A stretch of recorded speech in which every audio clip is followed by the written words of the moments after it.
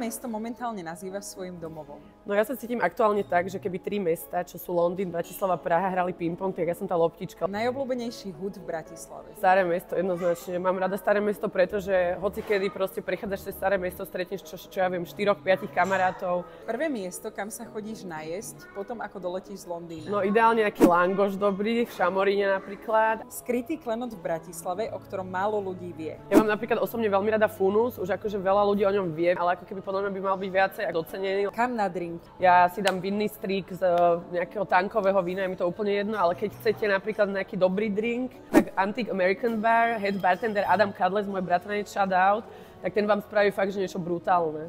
Kam do klubu? Do klubu Alchymista za mňa je moje najobľúbenejšie miesto aktuálne, lebo tam robia proste eventy. Mario Bihari, zase shout out. Robí fakt, že na svetovej úrovni a vážne sa nemusíme hanbiť za tento podnik. Kde zahnať popolnočný hlad? Tak klasika Aj Paradajka pizza, akože nie je nič lepšie ako Aj Paradajka pizza, proste forever. Najfotogenickejšie miesto na Slovensku? Ja si myslím, že práve Ostblock spojili tu taký berlínsky vibe, neóny. Čo z Bratislavy nenájdeš nikde inde na svete? Ja si myslím, že v Bratislave je strašne prehnané množstvo žiarlivosti a nenávisti, bohužiaľ. Akože milujem to tu, ale that's fact. Aká asociácia ťa napadne pri týchto slovách? Praha, Sviečková, Kamenné námestie, Ostblock, Evangelické lyceum, Trauma, Trafo. tínedžerka ja. Čo pre teba znamená domov? Donedávna to boli moje babičky, čo už bohužiaľ sú nebohé, ale stále keď si na ne spomeniem, tak mám také teplo domova na srdci.